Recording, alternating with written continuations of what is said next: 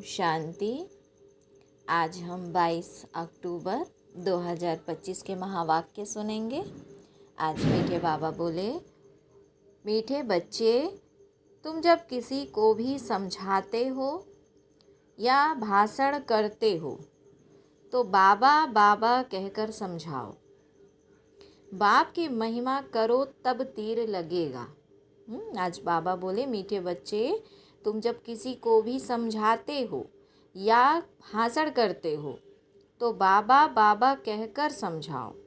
बाप की महिमा करो तब तीर लगेगा। आज का प्रश्न है, बाबा भारतवासी बच्चों से विशेष कौन से प्रश्न पूछते हैं? बाबा भारतवासी बच्चों से विशेष कौन से प्रश्न पूछते हैं? उत्तर है, तुम भारतवासी बच्चे जो इतने साहूकार थे, सर्व गुण संपन्न 16 कला संपूर्ण देवता धर्म के थे, तुम पवित्र थे, काम कटारी नहीं चलाते थे, बहुत धनवान थे, फिर तुमने इतना देवाला कैसे निकाला है? कारण का पता है? बाबा ने पूछा कि तुम इतने धनवान थे, फिर तुमने इतना देवाला कैसे निकाला? कारण का पता है? बच्चे, तुम गुलाम कैसे बन गए? इतना सब धन दौलत कहाँ गवा दिया? ख्याल करो, तुम पावन से पतित कैसे बन गए? तुम बच्चे भी ऐसी ऐसी बातें बाबा बाबा कह दूसरों को भी समझाओ तो सहज समझ जाएंगे। तुम बच्चे ऐसी ऐसी बातें बाबा बाबा कहकर दूसरों को समझाओ तो सहज समझ जाएंगे। अच्छा, ओम शांति, ओम शांति। सुनते हैं मुरली को विस्तार से। ओम शांति कहने से भी बाप जरूर याद आना चाहिए। बाप का पहला पहला कहना है, मन मना भव। जरूर आगे भी कहा है, तब तो अभी भी कहते हैं ना। तुम बच्चे बाप को जानते हो? जब कहाँ सभा में भाषण करने जाते हो, वो लोग तो बाप को जानते नहीं, तो उनको भी ऐसा कहना चाहिए कि शिव बाबा कहते हैं, वही पतित पावन है। बाबा ने कहा, जरूर पावन बनने के लिए यहाँ आकर समझाते हैं। जैसे बाबा यहाँ तुमको कहते हैं, हे बच्चों, तुमको स्वर्ग का मालिक बनाया था, तुम आदि सनातन देवी देवता धर्म वाले विश्व के मालिक थे। वैसे तुमको भी बोलना चाहिए कि बाबा यह कहते हैं। ऐसे कोई के भाषण का समाचार आया नहीं है। शिव बाबा कहते कि मुझे उच्च मानते हो, उच्चते उच्च, तो पतित पावन भी मानते हो, मैं आता भी हूँ। शिव बाबा कहते हैं, मुझे उच्चते उच्च मानते हो, पतित पावन भी मानते हो, मैं आता भी हूँ भारत में और राजयोग सिखलाने आता हूँ। कहता हूँ, माम एकम याद करो, मुझ उच्च बाप को याद करो, क्योंकि वह पाप देने वाला दाता है। बरोबर भारत में तुम विश्व के मालिक थे ना, दूसरा कोई धर्म नहीं था। बाप हम बच्चों को समझाते हैं, हम फिर आपको समझाते हैं। बाबा कहते हैं, तुम भारतवासी कितने साहूकार थे, सर्व गुण संपन्न 16 कला संपूर्ण देवता धर्म था, तुम पवित्र थे, काम कटारी नहीं चलाते थे, बहुत धनवान थे। फिर बाप कहते हैं, तुमने इतना देवाला कैसे निकाला है? कारण का पता है? तुम विश्व के मालिक थे और अभी तुम विश्व के गुलाम क्यों बने हो? सभी से कर्जा लेते रहते हो, इतने सब पैसे कहाँ गए? बाबा ने पूछा कि सभी से कर्जा लेते रहते हो, इतने सब पैसे कहाँ गए? जैसे बाबा भाषण कर रहे हैं, वैसे तुम भी भाषण करो तो बहुतों को आकर्षण हो। तुम लोग बाबा को याद ही नहीं करते हो, तो फिर तीर किसको लगता नहीं है? वह ताकत ही नहीं मिलती। नहीं तो तुम्हारा एक ही भाषण ऐसा सुने तो कमाल हो जाए। शिव बाबा समझाते हैं भगवान तो एक ही है जो दुख हरता सुख करता है, नई दुनिया स्थापन करने वाला है। इसी भारत पर स्वर्ग था, हीरे जवाहरातों के महल थे, एक ही राज्य था, सब चीरखंड थे। जैसे बाप की महिमा परम अपार है, वैसे भारत की महिमा भी अपरम अपार है। भारत की महिमा सुनकर खुश होंगे। बाप बच्चों से पूछते हैं, इतना धन दौलत कहाँ गवा दिया? भक्ति मार्ग में तुम कितना खर्चा करते आए हो, कितने मंदिर बनाते हो? बाबा कहते हैं, ख्याल करो तुम पावन से पतित कैसे बने हो। कहते भी हो ना बाबा, दुख में आपका सिमरण करते हैं, सुख में नहीं करते। परंतु दुखी तुमको बनाता कौन है? घड़ी घड़ी बाबा का नाम लेते रहो, तुम बाबा का संदेश देते हो। बाबा कहते हैं, हमने तो स्वर्ग शिवालय स्थापन किया, स्वर्ग में लक्ष्मी नारायण का राज्य था ना। तुम यह भी भूल गए हो, तुमको यह भी पता नहीं है कि राधे कृष्ण ही स्वयंवर के बाद लक्ष्मी नारायण बनते हैं। तुमको यह भी पता नहीं है कि राधे कृष्ण ही स्वयंवर के बाद लक्ष्मी नारायण बनते हैं। श्री कृष्ण जो विश्व का मालिक था, उनको कलंक बैठ लगाते हो, मेरे को भी कलंक लगाते हो। मैं तुम्हारा सद्गति दाता, तुम मुझे कुत्ते बिल्ली कड़कड़ में कह देते हो। बाबा कहते हैं कि तुम कितने पतित बन गए हो। बाप कहते हैं, सर्व का सद्गति दाता पतित पावन मैं हूँ, तुम फिर पतित पावनी गंगा कह देते हो। मेरे से योग न लगाने से तुम और ही पतित बन पड़ते हो। मुझे याद करो तो तुम्हारे विकर्म विनाश होंगे। घड़ी घड़ी बाबा का नाम लेकर समझाओ तो शिव बाबा याद रहेगा। बोलो, हम बाप की महिमा करते हैं। बाप खुद कहते हैं, मैं कैसे साधारण पतित तन में बहुत जन्मों के अंत में आता हूँ। इनके ही बहुत जन्म हैं, यह अब मेरा बना है, तो इस रथ द्वारा तुमको समझाता हूँ। यह अपने बच्चों, बाबा ने कहा, यह अपने जन्मों को नहीं जानते। भागी रथ यह है, इनके भी वानप्रस्थ अवस्था में मैं आता हूँ। शिव बाबा ऐसा समझाते हैं। ऐसा भाषण किसका सुना नहीं है? बाबा का तो नाम ही नहीं लेते हैं। सारा दिन बाबा को तो बिल्कुल याद ही नहीं करते, झर मुई झग मुई में लगे रहते हैं और लिखते हैं कि हमने ऐसा भाषण किया, हमने ऐसा समझाया। बाबा समझते हैं कि अभी तो तुम चींटियाँ हो। अपनी महिमा करते हैं ना, हमने बहुत अच्छा सेवा की, हमने बहुत अच्छा क्लास कराया, हमने बहुत अच्छा समझाया। और बाबा क्या कह रहा है कि बच्चे अभी तो तुम चींटियाँ हो, मकोड़े भी नहीं बने हो। और अहंकार कितना रहता है,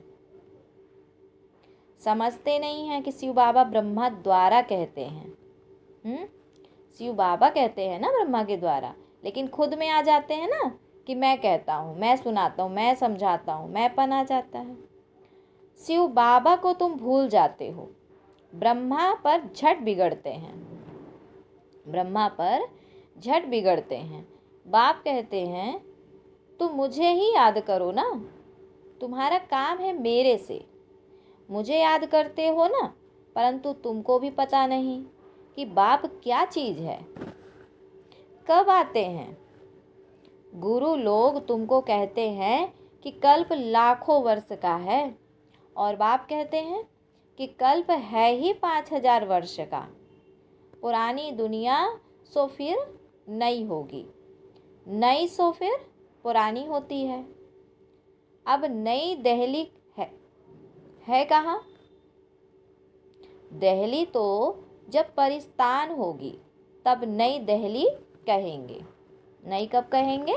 जब दिल्ली स्वर्ग हो जाएगी, नई नई नई हो जाएगी, एकदम सब कुछ उसमें पवित्र हो जाएगा, एकदम सतो प्रधान।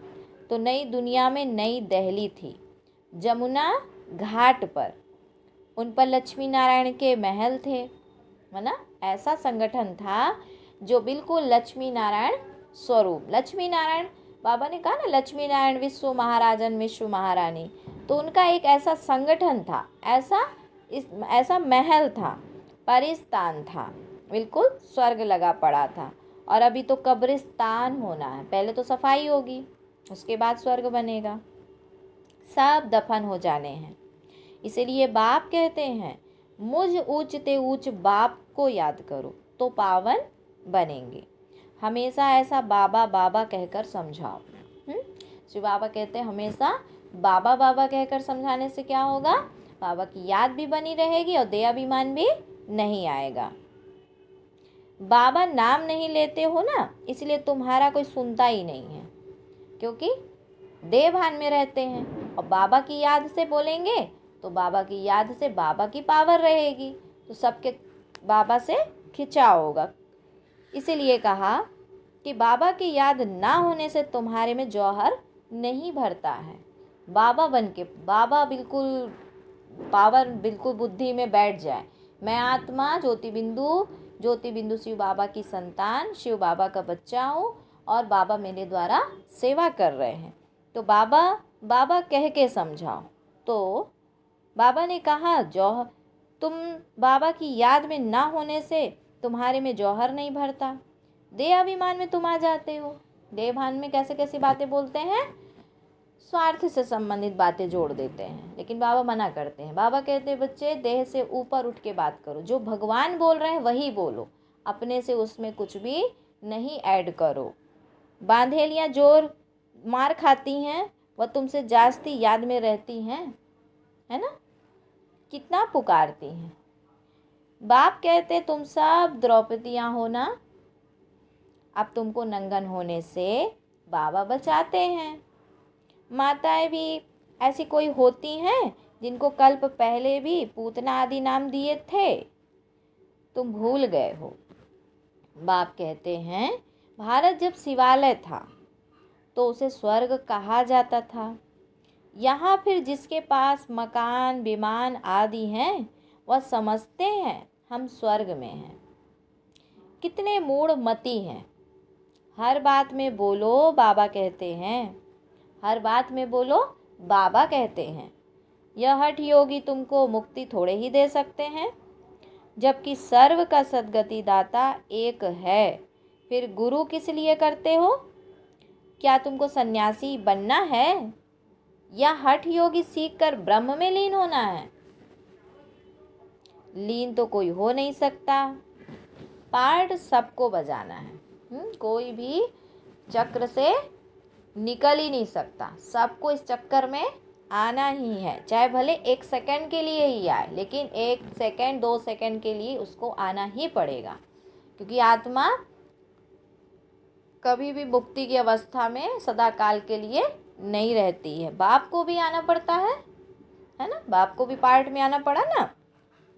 तो बाप ने कहा सब एक्टर्स अविनाशी हैं, सबको पार्ट बजाना है, यह अनादि अविनाशी ड्रामा है। मोक्ष किसको कैसे मिल सकता है? बाप कहते हैं मैं इन साधुओं का भी उद्धार करने आया हूँ। फिर पतित पावनी गंगा कैसे हो सकती है? जब मैं स्वयं आया हूँ तो पतित पावनी गंगा कैसे हो सकती है? पतित पावन तुम मुझे कहते हो ना, तुम्हारा मेरे से योग टूटने से यह हाल हुआ है, अब फिर मेरे से योग लगाओ तो विकर्म विनाश होंगे। मुक्ति धाम में पवित्र आत्माएं रहती हैं। अभी तो सारी दुनिया पतित है, पावन दुनिया का तुमको मालूम ही नहीं है। तुम सब पुजारी हो, पूज्य एक भी नहीं। तुम बाबा का नाम लेकर सबको सुजाग कर सकते हो, तुम बाबा का नाम लेकर सबको सुजाग कर सकते हो। बाप जो विश्व का मालिक बनाते हैं उनकी तुम ग्लानि बैठ करते हो। श्री कृष्ण छोटा बच्चा सर्वगुण संपन्न, वह ऐसा धंधा कैसे बैठ करेगा? और श्री कृष्ण सबका फादर कैसे हो सकता है? वो तो छोटा बच्चा है ना, उसको कभी सबका बाप कहते हैं क्या? नहीं कह सकते। तो भगवान तो एक होता है ना। जब तक मेरी श्रीमत पर नहीं चलेंगे तो कट अर्थात जंक कैसे उतरेगी?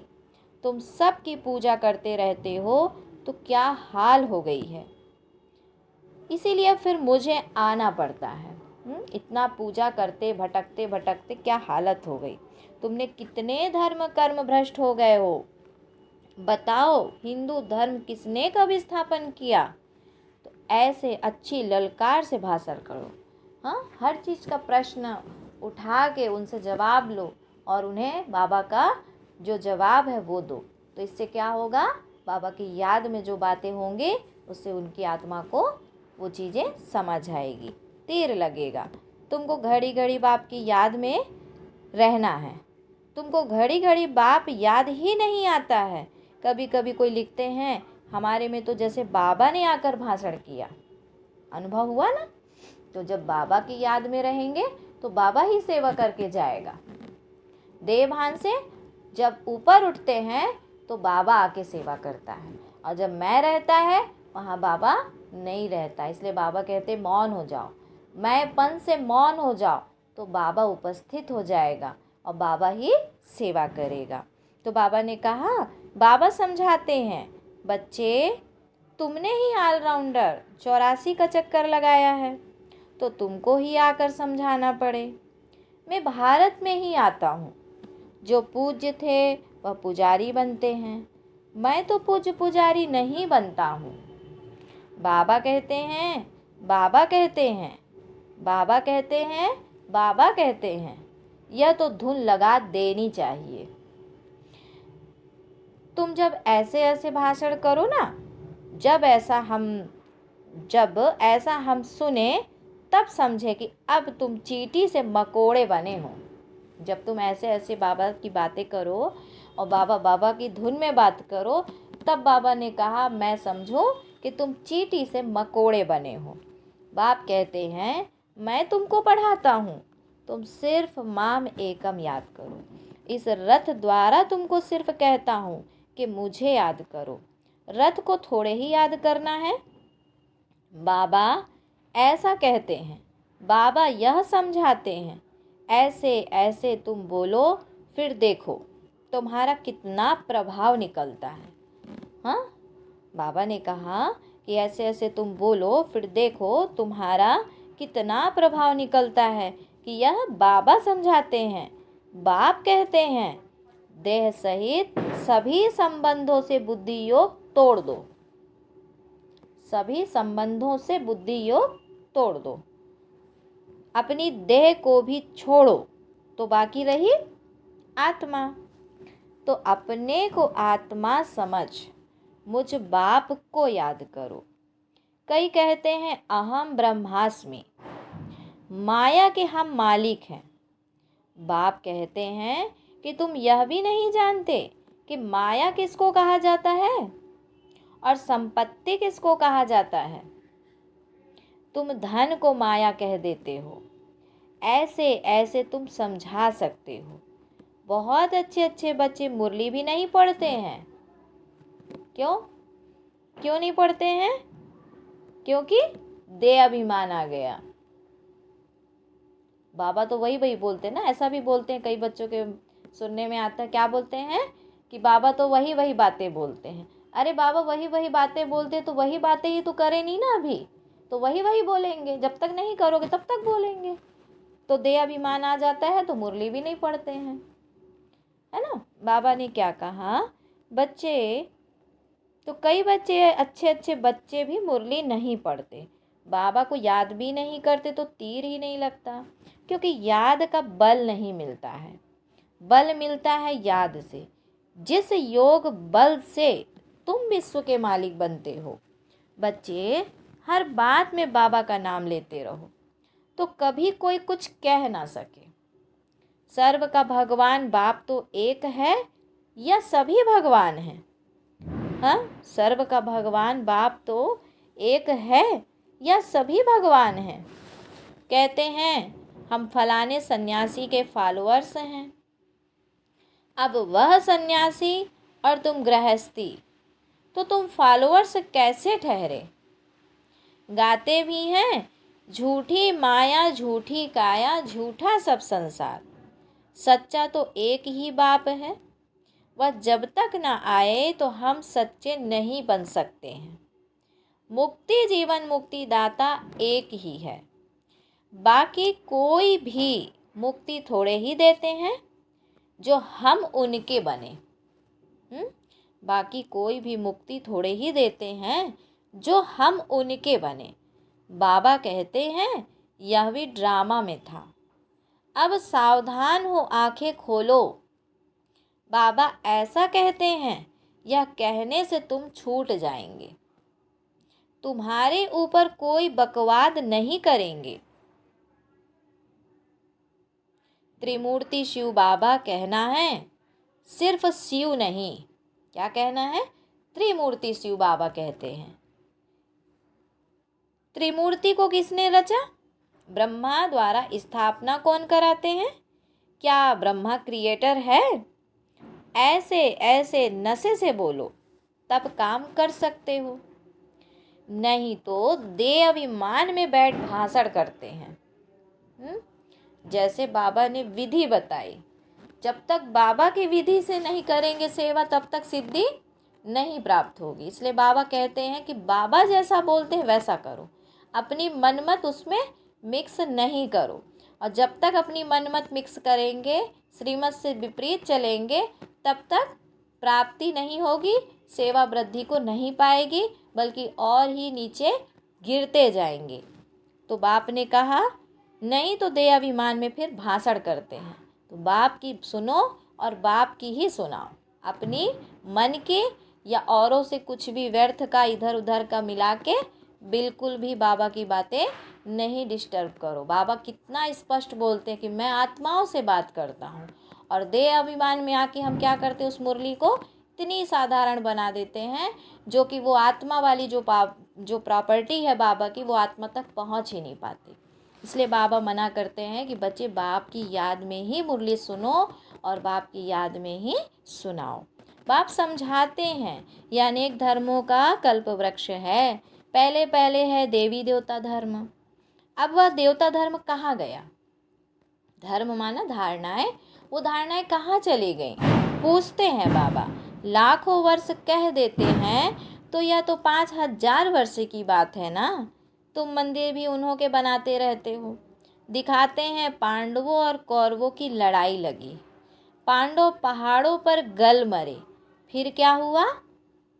मैं कैसे हिंसा करूँगा, मैं तो तुमको अहिंसक वैष्णव बनाता हूँ। किसने कहा? बाबा ने कहा कि मैं तुमको क्या बनाता हूँ? अहिंसक। किसी भी प्रकार की हिंसा मन से, वचन से, कर्मों से, संबंध से, संपर्क से कोई हिंसा नहीं करता। अहिंसक स्वयं भी हूँ और अहिंसक बच्चों को भी बनाता हूँ, वैष्णव बनाता हूँ। काम कटारी ना चलाना है, उनको ही वैष्णव कहते हैं। वह है विष्णु की वंशावली। काम कटारी नहीं चलाना, उन्हें ही वैष्णव कहते हैं, वह है ही विष्णु की वंशावली। अच्छा, फिर बाबा ने बच्चों को याद प्यार दिया। मीठे मीठे सिकिलधे बच्चों प्रति माता पिता बाप दादा का याद प्यार और गुड मॉर्निंग। रूहानी बाप की रूहानी बच्चों को नमस्ते। हम रूहानी बच्चों की रूहानी माता पिता बाप दादा को याद प्यार, गुड मॉर्निंग और नमस्ते। फिर आज की धारणा के लिए मुख्य पॉइंट है। बाबा बोले सर्विस में सफलता प्राप्त करने के लिए अहंकार को छोड़ हर बात में बाबा का नाम लेना है, याद में रहकर सेवा करनी है, झरमुई झगमुई में अपना टाइम वेस्ट नहीं करना है। दूसरा पॉइंट है सच्चा सच्चा वैष्णव बनना है, कोई भी हिंसा नहीं करनी है, देह सहित सभी संबंधों से बुद्धि योग तोड़ देना है। देह की दुनिया, देह के पदार्थ, व्यक्ति, वस्तु, वैभव जो भी यहाँ दिखाई देता है, उनसे बाबा ने कहा उपराम होना है ना। अपने को आत्मा समझ सिर्फ सेवा अर्थ यूज करो और अपने को आत्मा समझ बाबा की याद में उड़ जाओ। अच्छा, आज बाबा ने बच्चों को वरदान दिया, हाँ जी के पाठ द्वारा सेवाओं में महान बनने वाले सर्व की दुआओं के पात्र भव। हाँ जी, किसकी बात पे हाँ जी?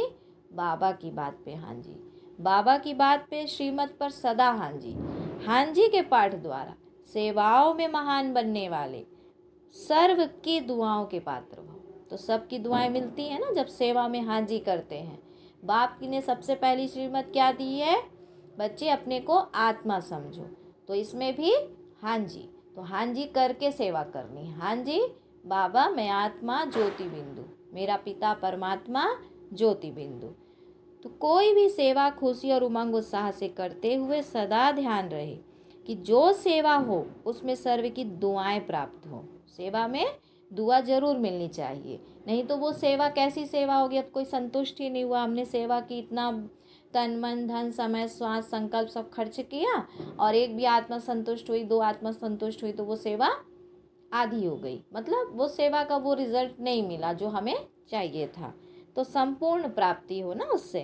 तो बाबा कहते अभी यही लक्ष्य हो कि जिसके भी संबंध संपर्क में आए उसकी दुआएं लेते जाएं। हाँ जी का पाठ ही दुआएं लेने का साधन है। कोई रॉन्ग भी है तो उसे रॉन्ग कहकर धक्का देने के बजाय सहारा देकर खड़ा करो। कैसे देंगे सहारा?